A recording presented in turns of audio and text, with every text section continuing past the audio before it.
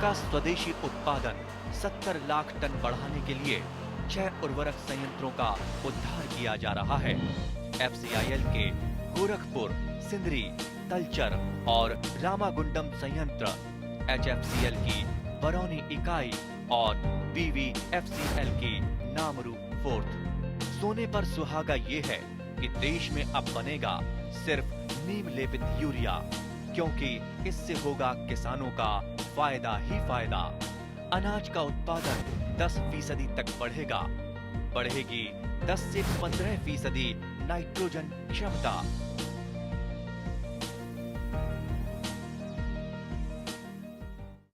আরে ভাই ৰামেশ্বৰ, কি কথা হে? বৰ চিন্তিত যেন লাগিছে। ভাবিছিলো যে এতিয়া হাত ভৰিয়ে কাম কৰি আছে, সেই খেতি বাতি কৰিছো। কাইলৈ যদি এইবোৰত শক্তি নাথাকে চলিমনো কেনেকৈ? পেঞ্চনৰ দ্বাৰা। পেঞ্চনৰ দ্বাৰা? আৰু সিও আমাৰ দৰে কৃষকৰ বাবে? এতিয়া আমাৰ দৰে ক্ষুদ্ৰ কৃষকেও 60 বছৰ হলে 3000 টকাকৈ মাহিলী পেঞ্চন পাব পাৰে। সঁচানে? ব'লা মই তোমাক দেখুৱাওঁ। 18 পৰা 40 বছৰ বয়সৰ ক্ষুদ্ৰ আৰু উপান্ত কৃষক এই ঐচ্ছিক আৰু অংশীদাৰী পেঞ্চন যোজনাত 55 টকাৰ পৰা 200 টকাৰ মাহিলী কিস্তি দি প্ৰৱেশ কৰিব পাৰে। ভাৰত চৰকাৰেও প্ৰতিমাহে কৃষকৰ সমান কিস্তিৰ যোগদান কৰিব। কেতিয়াও ভবা নাছিলো আমাৰ দৰে কৃষকৰ পেঞ্চন সপোন কেতিয়াবা সঁচা হ'ব। প্ৰধানমন্ত্ৰী কিষাণ মানধন যোজনা, অন্নদাতাৰ পৰিশ্ৰমৰ সম্বল। পেঞ্চনৰ দ্বাৰা সুৰক্ষিত তেওঁলোকৰ ভৱিষ্যত। ওচৰৰ জনসেৱা কেন্দ্ৰলৈ গৈ এই যোজনাৰ সৈতে জড়িত হওক। স্বাস্থ্যসন্মত মৎস্য বিপণন সাম্প্ৰতিক পটভূমিত অতি গুৰুত্বপূৰ্ণ দিশ। পুষ্টিকৰ খাদ্য, মাছৰ সকলো পুষ্টিগুণ অক্ষত অৱস্থাত ৰাখি উপভোক্তাৰ ওচৰ পোৱাবলৈ মাছ স্বাস্থ্যসন্মতভাৱে বিপণন কৰাটো অতি দৰকাৰী কথা। তদুপৰি যিসকল ব্যক্তি মৎস্য বিপণনৰ লগত জড়িত তেওঁলোকেও ন্যূনতম স্বাস্থ্যসন্মত কথাবোৰ মানি চলাটো একান্তই বাঞ্ছনীয়। বিপণন কৰ্মৰ লগত জড়িত সকলে আবৃত পোছাক অৰ্থাৎ এপ্ৰন, হাতমোজা, টুপি, মাস্ক আদি পৰিধান কৰিহে বিপণনত জড়িত হ'ব লাগে। তদুপৰি মাছ ৰখা পাত্ৰসমূহ আৰু মাছ ৰখা ঠাইখিনি পৰিষ্কাৰ পৰিচ্ছন্ন হ'ব লাগে। পানী যোগানৰ সুব্যৱস্থা থাকিব লাগে। প্ৰতিদিনে বিপণন সমাপন হোৱাৰ পাছত কেন্দ্ৰটি বীজাণুনাশকেৰে ধুই পৰিষ্কাৰ কৰি ল'ব লাগে। বিপণন কেন্দ্ৰটিত জমা হোৱা আৱৰ্জনাবোৰ বিজ্ঞানসন্মতভাৱে নিষ্কাশনৰ ব্যৱস্থা হ'ব লাগে। এই দিশসমূহ অৱজ্ঞা কৰিলে মাছৰ পৰা আশানুৰূপ পৰিপুষ্টি আহৰণ কৰা সম্ভৱ নহয়। এই দিশসমূহ মানি চলি মীন বিপণনত জড়িত হৈ আছে অসম চৰকাৰৰ মীন বিভাগৰ অন্তৰ্গত সংস্থা ফিছফেডে। আহকচোন এই সম্পৰ্কে ফিছফেডৰ বিপণন তত্ত্বাৱধায়ক অৰূপজ্যোতি পটংগীয়াই কি কয় জানি লওঁ। প্ৰথম কথা, আমি স্পৰ্শ কাটৰ এৰিয়াৰ পৰা আমি মাছ অনা নাই। ধৰক যিবিলাক ৰেড জোন আছে তাৰ পৰা আমি মাছ অনা নাই। তাৰোপৰি আমাৰ যিবিলাক মেম্বাৰ ছ'চাইটি আছে তেওঁলোকক ষ্ট্ৰিক্টলি গাইডলাইনছ দিয়া হৈছে যে মাছ ধৰাৰ আগতো তেওঁলোকে যাতে জালখন পটাছ পানীৰে ধুৱে, ছ'চিয়েল ডিষ্টেঞ্চ মেইনটেইন কৰে। তো তেনেকৈ সেই নিৰ্দেশাৱলী দি আমাৰ ফুল ছুপাৰভিশ্যনত আমি মাছখিনি ইয়ালৈ আনি আছোঁ। ধৰক কোন কোন ঠাইৰ পৰা আহিছে? আমি আনিছোঁ হাজোৰ পৰা আনিছোঁ, সোণাপুৰৰ পৰা আনিছোঁ, আৰু বিশেষকৈ এইকেইটা এৰিয়াৰ পৰা আমি বেছি। মানে আপুনি ক'ব বিচাৰিছে যে যিবোৰ অঞ্চলত ধৰক স্পৰ্শকাতৰ বা এনেকুৱা কথা বতৰা জড়িত আছে তাৰ পৰা আপোনালোকে অনা নাই? নাই, আমি স্পৰ্শকাতৰ এৰিয়াৰ পৰা। আৰু আনোতেও আপোনালোকে জীৱিত অৱস্থাত আনে? জীৱিত অৱস্থাত আনা এইবিলাক গাইডলাইনছ আমি দিয়ে দিছোঁ তেওঁলোকক, মাছখিনি যাতে মানে জীৱিত অৱস্থাত স্বাস্থ্যসন্মতভাৱে। আপোনালোকৰ ধৰক ইয়াত যিসকলে মাছ বিক্ৰী কৰে তেওঁলোকৰ কাৰণেও কিবা নীতি নিৰ্দেশনা আছে নেকি? আমি তেওঁলোকক ষ্ট্ৰিক্টলি গাইডলাইনছ মানে দিছোঁ, আৰু আমি নিজে চাই আছোঁ যাতে তেওঁলোকে পইচা লোৱাৰ আগতো হেণ্ড চেনিটাইজ কৰে, মাছখিনি দিয়াৰ পিছতো হেণ্ড চেনিটাইজ কৰে। তাৰপিছত কাষ্টমাৰবিলাক আহিলে আমি ব্যৱস্থা কৰি দিছোঁ ধোৱাৰ কাৰণে। তাৰপিছত কাষ্টমাৰে পইচা দিয়াৰ পাছত আগতো হেণ্ড চেনিটাইজ কৰা হয়। তেনেকৈ আমি মানে ৰূপনগৰৰ এই বিপণন কেন্দ্ৰটোৰ বাদেও আপোনালোকে কিছু ভ্ৰাম্যমান পৰিক্ৰমা অব্যাহত ৰাখিছে। ক'ত ক'ত যায় আপোনালোকৰ গাড়ী? ভ্ৰাম্যমান কৰিবলৈ মালিগাঁও এৰিয়াত আছে, তাৰপাছত জয়ানগৰত আছে, আইএছ কলনী এৰিয়াত আছে, তাৰপাছত বেলতলাত আছে, চানমাৰিত আছে, নুনমাটিত আছে, ইটানগৰ আছে। ৰাইজৰ সঁহাৰি কেনেকুৱা? ৰাইজৰ সহায় বহুত পাইছোঁ, কাৰণ সদায় প্ৰায় 100তকৈও বেছিখন আমি এটেণ্ড কৰি আছোঁ যে মাছ লাগে। কিছুমান ধৰক থিয়েটাৰ গুৱাহাটীত সম্ভৱ নহয় হেৰি, কিন্তু মিলাই পেলাই আমি পঠাই আছোঁ কাষ্টমাৰৰ ওচৰত। ফিছফেডৰ মৎস্য বিপণন সম্পূৰ্ণ শৃংখলাবদ্ধ আৰু পৰিপাটি। ক্ৰেতাই সামাজিক দূৰত্ব মানি শাৰী পাতি থিয় হৈ এজন এজনকৈ মৎস্য ক্ৰয় কৰে। মৎস্য ক্ৰয় কৰাৰ আগতে চাবোনেৰে হাত ধোৱাটো বাধ্যতামূলক। বিপণন কৰ্মীসকলেও সম্পূৰ্ণ স্বাস্থ্যসন্মত পটভূমিত মৎস্য বিক্ৰয় কৰাৰ উপৰিও এজন ক্ৰেতাৰ পৰা ধন লোৱাৰ পাছত হাতখন বীজাণুনাশকেৰে চাফা কৰি পৰৱৰ্তী পৰিক্ৰমালৈ আগবাঢ়ে। এই ক্ষেত্ৰত আৰক্ষী বিভাগেও ফিছফেডলৈ আগবঢ়াইছে সহযোগিতাৰ হাত। বিৰুবাৰী আৰক্ষী চকীৰ ভাৰপ্ৰাপ্ত বিষয়া জগদীশ কলিতাই জনাইছিল এইদৰে। এইটো যেতিয়াৰ পৰা এইটো তলবন্ধ আৰম্ভ হ'ল, তলবন্ধ আৰম্ভ হোৱাৰ পৰা ইয়াত ফিছফেডত যিটো মাছ বিক্ৰী আৰম্ভ কৰিলে, সেই মাছ বিক্ৰী কাৰ্যত আমাৰ বিৰুবাৰী আৰক্ষীৰ তৰফৰ পৰা মই ইয়াত ওতঃপ্ৰোতভাৱে জড়িত আছোঁ। লগতে আমাৰ ষ্টাফো আহি সুন্দৰভাৱে লেনদাৰ মেইনটেইন ছ'চিয়েল ডিষ্টেঞ্চত সুন্দৰভাৱে ইয়াতে মাছ বিক্ৰী আজিলৈ সুন্দৰভাৱে চলি আছে। সেইটো এটা সুন্দৰ আমাৰ ছিষ্টেমত এইটো সুন্দৰ অনুভৱ এইটো। আৰু যিসকল ক্ৰেতাই ইয়াৰ পৰা মাছ ক্ৰয় কৰিছে তেওঁলোকে তেওঁলোকৰ মতামত কিবা ব্যক্ত কৰিছে নেকি? তেওঁলোকে কেনেকুৱা পাইছে, কি পাইছে, তেওঁলোকৰ যিটো অনুভৱ, এই ধৰণৰ কিবা আপোনালোকক জনাইছে নেকি? নাই, তেওঁলোকে লকডাউনৰ সময়তো যিটো মাছ তেওঁলোকে ক্ৰয় কৰিব পাৰিছে, মাছ পাইছে, সেইটোৰ কাৰণে তেওঁলোক আনন্দিত। আৰু যিটো আমি ইয়াত লেনদাৰটো যিটো ছ'চিয়েল ডিষ্টেঞ্চৰ মেইনটেইনৰ ক্ষেত্ৰত আমি যিটো সহায় কৰিছোঁ, সেইটোৰ কাৰণে আমাক তেওঁলোকে ধন্যবাদ জনাইছে। ধৰক আপোনালোকে ইয়াত যিখিনি সহযোগিতা আগবঢ়ালে তাৰ বাবে নিশ্চিতভাৱে আপোনালোক কৃতজ্ঞতাৰ পাত্ৰ। ধৰক এই যিটো মাছ বিপণন ইয়াত কৰিছে সম্পূৰ্ণ স্বাস্থ্যসন্মতভাৱে, এইটো মই দেখিছোঁ সুন্দৰভাৱে চলি আছে। এইটো ফিছফেডৰ লোকসকলে সুন্দৰভাৱে তেখেতসকলৰ যি ছিষ্টেমত মাছ বিক্ৰী কৰিব লাগে, হাত মোজা আদি লগাই সেই ধৰণে বিক্ৰী কৰি আছে। এই যে আৰক্ষী বিভাগ, মীন বিভাগ, ফিছফেড, এই সকলোৰে সহযোগিতা, এই সহযোগিতা অনাগত দিনত আৰু অধিক সবল কৰি নিবলৈ আপোনালোক আশাবাদীনে? নিশ্চয় আশাবাদী, আৰু এইটো আমি সদায় থাকোঁৱে। আমি যি ক্ষেত্ৰতেই নহওক আমি সদায় প্ৰস্তুত থাকোঁৱে। এই সমগ্ৰ পৰিক্ৰমাত ফিছফেডৰ সকলো বিষয়া কৰ্মচাৰী হৃদয়ৰ তাগিদা জড়িত হৈ আছে। উৎপাদন, বিপণন, সংস্থাপন সকলো শাখাত বিষয়া কৰ্মচাৰীয়ে বিষয়টি সামাজিক দায়বদ্ধতাৰ দৃষ্টিকোণেৰে গ্ৰহণ কৰি অতি সুকলমে স্বাস্থ্যসন্মত মৎস্য বিপণন অব্যাহত ৰাখিছে। ফিছফেডৰ বিপণন কেন্দ্ৰ প্ৰাংগণতে লগ পাইছিলোঁ গাণনিক আৰু সহগাণনিক ক্ৰমে ৰতন দাস আৰু বিলাধৰ পেগু। আপোনালোক ফিছফেডৰ কৰ্মচাৰী আৰু শেহতীয়াভাৱে আপোনালোকে ফিছফেডৰ জৰিয়তে ৰাজ্যত মৎস্য বিপণন যথেষ্ট সুনিশ্চিত কৰিছে, এইটো যথেষ্ট শুভ লক্ষণ। আপোনালোকৰ কালিৰ তাৰিখলৈ, যিহেতু আপোনালোক গাণনিক বা আপোনালোকে হিচাপ শাখাৰ লগত জড়িত দুয়োজনে, কালিৰ তাৰিখলৈ আপোনালোকৰ কিমান কেজি বিক্ৰী হৈছে বা কিমান তাৰ মূল্য হ'ব অকণমান জনাব নেকি? আমাৰ যোৱাকালিলৈকে প্ৰায় 35,090 কেজি মাছ বিক্ৰী হৈছে। তাৰ মূল্য কিমান হ'ব? ধৰক মূল্য 1 কোটি প্ৰায় 10 লাখ। 1 কোটি 10 লাখ, গতিকে যথেষ্ট আশাপ্ৰদ। নিশ্চয়। এই যে ধৰক ইমানখিনি মাছ আপোনালোকে বিক্ৰী কৰিলে, এই মাছখিনি ক'ৰ পৰা অনা হৈছে? আপোনালোকৰ হিচাপ শাখাৰ ওচৰত কিবা তথ্য আছে নেকি?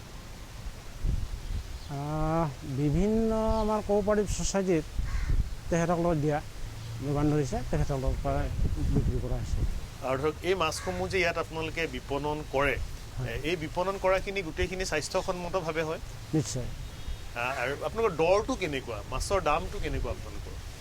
আমাৰ মাছৰ দামটো হ'ল 200 গ্ৰাম তলতটো হ'ল 250 টকা, আৰু যিটো লেছ দান 1 কেজিটো হ'ল 300 টকা, আৰু মোৰ দাম গ্ৰাছ কাপ, চিলভাৰ কাপ 300 টকা। যথেষ্ট বজাৰতকৈ কম দাম। নিশ্চয়। ৰাইজে কি মতামত দিছে?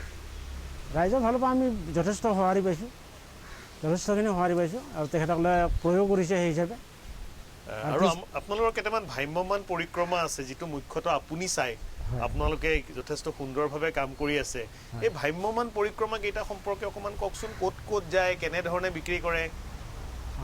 আমাৰ এখন যায় চানমাৰীৰ পৰা আপোনাৰ নুনমাটি হৈ তেনেকৈ যায়। এখন দিছপুৰ এৰিয়া আছে, দিছপুৰ আই এছ কলনী, এছ কলনীৰ হৈ আপোনাৰ বশিষ্ঠ চাৰিআলিলৈকে যোৱা হয়। আৰু এখন আছে আমাৰ মালিগাঁৱৰ পৰা আৰু গৌশালা হয়, এনেকৈ গোটেই বিভিন্ন এলেকাত যায়। তাত ৰাইজৰ সঁহাৰি কেনেকুৱা? তাত মই সেইফালে যোৱা নাই, কিন্তু মই দিছপুৰ ছাইডত গৈছোঁ, যথেষ্ট সঁহাৰি পাইছোঁ ৰাইজৰ ধৰক ফালৰ পৰা। ইয়াত যেনেকৈ আপোনালোকে সামাজিক দূৰত্ব অক্ষুণ্ণ ৰাখে বা হাত ধুই ল'ব লাগে আপোনালোকৰ মাছ ক্ৰয় কৰাৰ আগতে, সেই একে নিয়মখিনি তাতো প্ৰযোজ্য? তাতো সেই একে নিয়ম, চেনিটাইজ কৰিবই লাগিব। তাৰোপৰি ছ'চিয়েল ডিষ্টেঞ্চো আমি মেইনটেইন কৰি আছোঁ। আৰু মাছটো জীৱিতভাৱে আপোনালোকে লৈ জীৱিতভাৱে দিওঁ। গতিকে ৰাইজে নিশ্চিতভাৱে যথেষ্ট সঁহাৰি জনাইছে। সঁহাৰি দিছে। ফিছফেডৰ পৰা মৎস্য ক্ৰয় কৰি ক্ৰেতাসকল অতি সুখী। বিশেষকৈ স্বাস্থ্যসন্মত মৎস্য পৰিক্ৰমাৰ জৰিয়তে মাছ যোগান সুনিশ্চিত কৰিব পাৰি তেওঁলোক সুখী। দুজন ক্ৰেতাৰ অভিমত এনেধৰণৰ। আপোনালোকে ফিছফেডৰ বিপণন কেন্দ্ৰৰ পৰা মাছ ক্ৰয় কৰিছে নেকি? কি মাছ কিনিলে? আৰু আপুনি? ইয়াত তাৰমানে বাহু, শ'ল, ৰৌ সকলো ধৰণৰ মাছ পায় নেকি? কি কি মাছ পায়?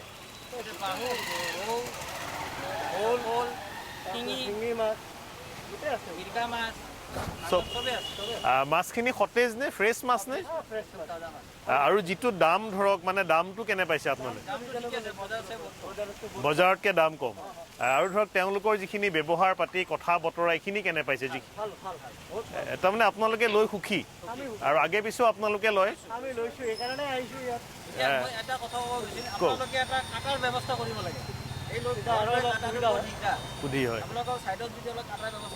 আৰু ভাল হ'ব নহয় জানো? হয় হয় হয়।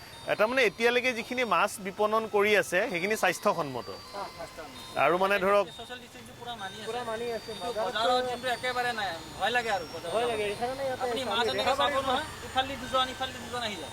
ইয়াত মানে সামাজিক দূৰত্বটো মানি চলিছে।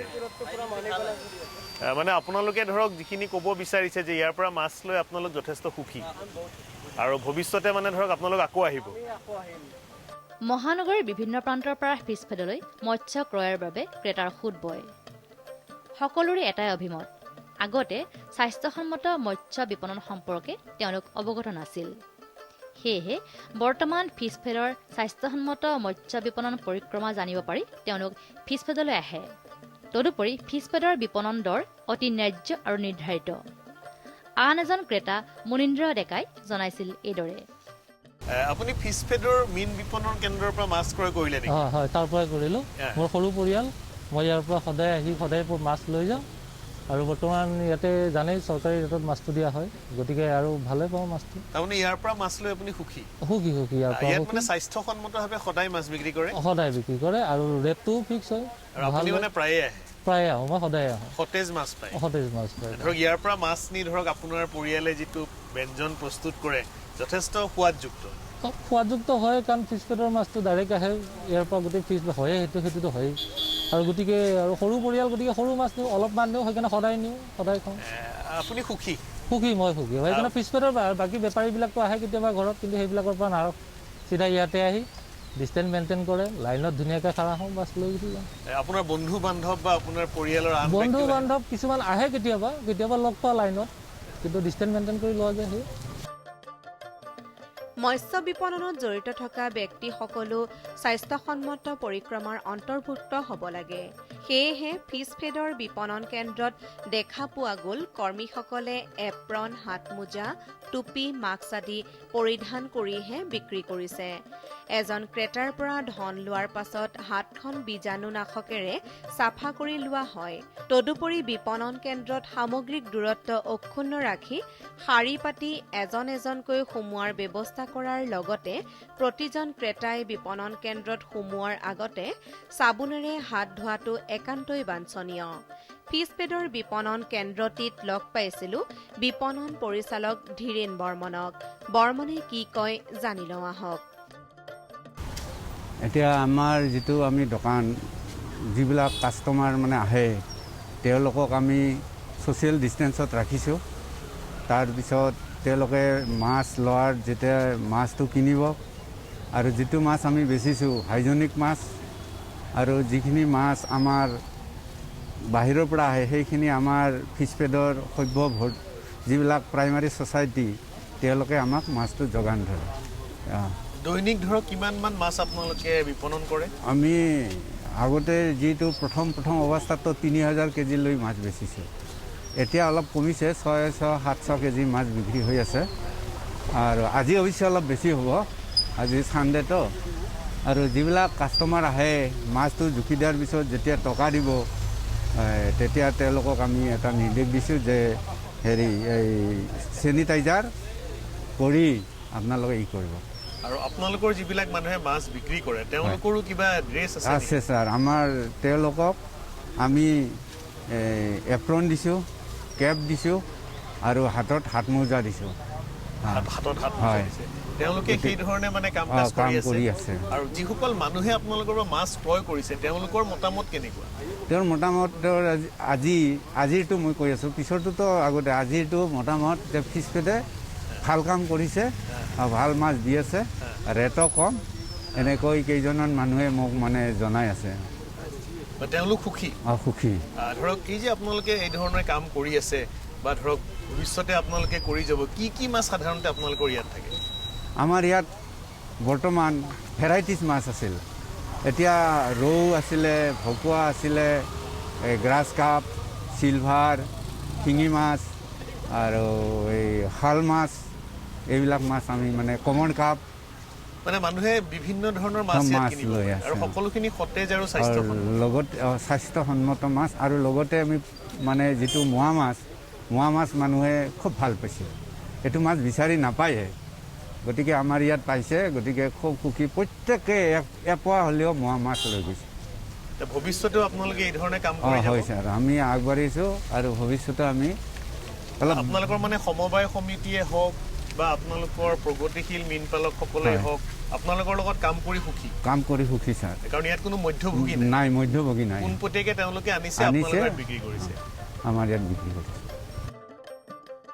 স্বাস্থ্যসন্মত ব্যৱস্থাত মাছ ক্ৰয় কৰি ক্ৰেতাসকলো অতি সুখী মৎস্য বিপণনৰ চৌহদত ধূমপান নিষেধ হোৱাৰ লগতে য'তে ত'তে থু-পিক আদি পেলাব নালাগে বিপণন কেন্দ্ৰটিত পানী যাতে জমা হৈ নাথাকে সেইটো চাব লাগে আৰু নলাবোৰ আহল বহল হ'ব লাগে মাছ বিক্ৰী শেষ হোৱাৰ লগে লগে মজিয়াখন পানীৰে ধুই পৰিষ্কাৰ কৰিব লাগে আৰু তেনে কৰোঁতে ডেটল আদি বীজাণুনাশক ব্যৱহাৰ কৰিব লাগে উল্লেখযোগ্য যে এই সকলোখিনি ফিছফেডৰ বিপণন কেন্দ্ৰটিত পালন কৰা হয় তদুপৰি ইয়াত মাছ ৰখা পাত্ৰ মাছ কটা সা-সঁজুলি মাছ পৰিবহণ পাত্ৰ আদি যথেষ্ট চাফ-চিকুণকৈ ৰখা হয় বিপণন কেন্দ্ৰটিৰ উপৰিও কেইবাটাও ভ্ৰাম্যমাণ বিপণন পৰিক্ৰমাৰ যোগেদি ফিছফেডে মাছ বিক্ৰী কৰে তেনে এটি ভ্ৰাম্যমাণ পৰিক্ৰমাৰ পৰা মৎস্য ক্ৰয় কৰা সপত্নীক দিলীপ গোস্বামীয়ে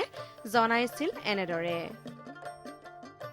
আপুনি সপত্নীক ফিছফেডৰ ভ্ৰাম্যমাণ বিপণন কেন্দ্ৰৰ পৰা মাছ ক্ৰয় কৰিব আহিছে আজি দেওবাৰৰ দিন আপোনাৰ অনুভৱ কেনেকুৱা খুব ভালেই লাগিছে ধৰক আপোনালোকৰ ইয়াৰ পৰা যিখিনি মাছ আমাৰ ৰাইজৰ কাৰণে যোগাৰ কৰিছে তাৰ কাৰণে আমি সঁচাকৈ আনন্দিত ধৰক এতিয়া লকডাউনৰ সময়ত বজাৰত যিহেতু তেনেকুৱাকৈ বস্তুখিনি পোৱা নাযায় আপোনালোকে ইয়াতে কষ্ট কৰি পেলাই বস্তুখিনি আমাৰ ৰাইজৰ কাৰণে যোগাৰ কৰিছে আমি সঁচাকৈ ভাল পাইছোঁ আপোনালোকৰ এই কাৰ্যক চাওক তলা বন্ধৰ সময়ছোৱাত প্ৰাৰম্ভিকভাৱে কিছু মাছৰ অসুবিধা হৈছিল মাছ আপোনালোকে পোৱাত তাৰপাছত ফিছফেডে প্ৰচেষ্টা ল'লে মীন বিভাগেও প্ৰচেষ্টা ল'লে আৰু এই সকলোখিনি মাছ স্বাস্থ্যসন্মতভাৱে অনা হৈছে যে কোভিড-19 সংক্ৰমণৰ বিৰুদ্ধে চৰকাৰৰ যিখিনি নীতি নিৰ্দেশনা এই সকলোখিনি মানি পেলাই অনা হৈছে আপুনি আগতেও ফিছফেডৰ এনেকুৱা বিপণন কেন্দ্ৰৰ পৰা মাছ লৈছে যে মাছৰ যিটো গুণাগুণ এই সম্পৰ্কে আপুনি কি পাইছে আপোনাৰ মতামত কেনেকুৱা মাছৰ গুণাগুণটো আপোনালোকৰখিনি খুবেই ভাল আমি ধৰক এনে বজাৰত যিখিনি মাছ লওঁ তাতকৈ আপোনালোকৰ মাছখিনিৰ যিটো সোৱাদ সেইখিনি যথেষ্ট ভাল আৰু যিটো দাম ধৰক দাম ৰিজনেবল দাম আৰু মাছটো সতেজ মাছ পাইছে নিশ্চয় ভৱিষ্যত দিনৰ বাবে আপোনাৰ কিবা পৰামৰ্শ থাকিব নেকি আপোনালোকে এই পৰিকল্পনাটো আগলৈ ৰাখক তেতিয়াহ'লে আমাৰ ৰাইজৰ সকলোৰে উন্নতি হ'ব আমি বস্তুখিনি পোৱাত আমি মানে অতি সোনকালে বস্তুখিনি আপোনালোকৰ ইয়াৰ পৰা পাম সতেজ মাছ পাম ভাল মাছ পাম এইটো আশা কৰোঁ আৰু আপোনাৰ যি অনুভৱ এইটো আপুনি আপোনাৰ বন্ধু বান্ধৱ বা সম্পৰ্কীয় ব্যক্তি তেখেতসকলক জনাইছে নেকি নিশ্চয় জনাইছোঁ কাৰণ আমি ইয়াতে আগতে আমি দল বান্ধি পেলাই আহিছিলোঁ আমাৰ ঘৰৰ আশে পাশে আমি 3-4জন ল'ৰা তেনেকৈ আহি পেলাই ইয়াৰ পৰা মাছ লৈছোঁ মাছখিনি আমি ভাল পাইছোঁ গতিকে আমি নিশ্চয় ইয়াৰ পৰা ল'বলৈ চেষ্টা কৰিম আপোনালোকেও যদি বস্তুখিনি আমাক বা ঠিক হিচাপত দিব পাৰে তেতিয়াহ'লেতো আমি নিশ্চয় আন বজাৰৰ পৰা নিয়াতকৈ আপোনালোকৰ পৰা নিবলৈ বেছি ভাল পাম। স্বাস্থ্যসন্মত মৎস্য বিপণন সময়ৰ আহ্বান। কেৱল স্বাস্থ্যসন্মতভাৱে বিপণন কৰা মৎস্যৰ পৰাহে পুষ্টি আহৰণ সম্ভৱ। উৎকৃষ্ট পথ্য মাছৰ পৰা সুফল আহৰণ তেতিয়াহে হ'ব যেতিয়া সম্পূৰ্ণ বিজ্ঞানসন্মত দৃষ্টিভংগীৰে মাছ ধৰি ক্ৰেতাৰ ওচৰ পোৱাব পৰা যাব। আমি সকলোৱে এই বিষয়টি গুৰুত্ব সহকাৰে গ্ৰহণ কৰা উচিত।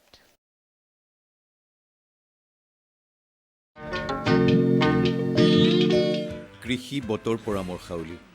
বৰ্তমান সময়ত বতৰৰ অৱস্থাৰ প্ৰতি লক্ষ্য ৰাখি কৃষকসকললৈ আগবঢ়াবলগীয়া কৃষি পৰামৰ্শ আৰু কৃষিৰ ল'বলগীয়া যতন এনেধৰণৰ। জিকাৰ উন্নত জাত যেনে পুছা নজদুৰ, পুছা চিকমি আৰু স্থানীয় উন্নত জাতসমূহ নিৰ্বাচন কৰি ল'ব পাৰে। বিঘাই প্ৰতি 2 কুইণ্টল পচন সাৰ, 5 কিলোগ্ৰাম ইউৰিয়া, 25 কিলোগ্ৰাম ছুপাৰ আৰু 7 কিলোগ্ৰাম পটাছ সাৰ প্ৰয়োগ কৰিব পাৰে। দীঘে পথালিয়ে 1 মিটাৰ দূৰত্বত বীজ সিঁচিব লাগে। জিকা খেতিত পোক পৰুৱাই বেছিকৈ আক্ৰমণ কৰে, গতিকে পোক পৰুৱাৰ পৰা সাৱধান হ'ব লাগে। ফল বিন্ধা কৰা পোকৰ পৰা হাত সাৰিবলৈ হ'লে বাৰীখন পৰিষ্কাৰ কৰি ৰাখিব লাগে। চাঙৰ তলৰ মাটিখিনি মাজে মাজে কোৰ মাৰি দিব লাগে। 2 মিলিলিটাৰ মালথিয়ন 20 cc নাইবা 2 মিলিলিটাৰ ক্ল'ৰ'পাইৰিফছ 20 cc 1 লিটাৰ পানীত 150 গ্ৰাম মিহলাই স্প্ৰে কৰিব পাৰে।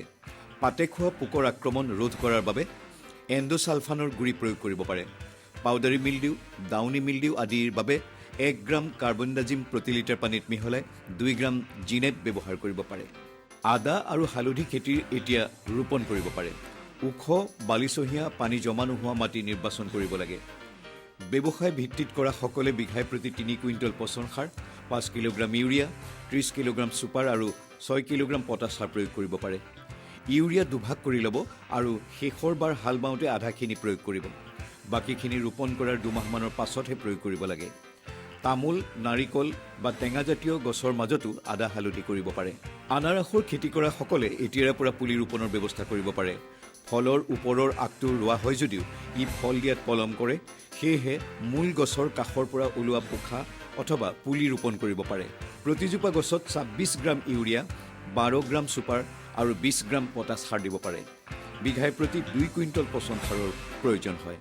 কুঁহিয়াৰৰ এতিয়া ৰোপণৰ সময়ত মাটিডৰা প্ৰথমে ভালদৰে প্ৰস্তুত কৰি ল'ব লাগে। পানী ওলাই যোৱা মধ্যমীয়া ওখ সাৰুৱা মাটি নিৰ্বাচন কৰিব লাগে। কুঁহিয়াৰৰ আগটোৰ পৰা 3টা গাঁঠিযুক্ত অংশবোৰ এটা নলা খান্দি সেই নলাত সাৰ জাবৰ মিহলাই ঢাকি দিয়া হয়। মাজে মাজে পানী ছটিয়াই থাকিব লাগে। ৰ'দ নপৰিবৰ বাবে আৰু গজালি ওলোৱাৰ বাবে 2 ইঞ্চিমান মাটি পাতলীয়াকৈ দি ঢাকি ৰাখিব লাগে। পাছত সেই গজালি ওলোৱা আগবোৰ পৰিষ্কাৰ কৰি খল খান্দি মূল পথাৰত ৰোপণ কৰিব লাগে। ৰোপণ কৰা আগবোৰ গজালি সহ পাতলীয়াকৈ মাটি চপাই দিব লাগে। ইতিমধ্যে ৰোপণ কৰা কুঁহিয়াৰৰ গুৰিত হোৱা বনবাত নিৰাই দিব লাগে। কৃষকসকল, আজিলৈ কৃষি পৰামৰ্শ ইমানেই।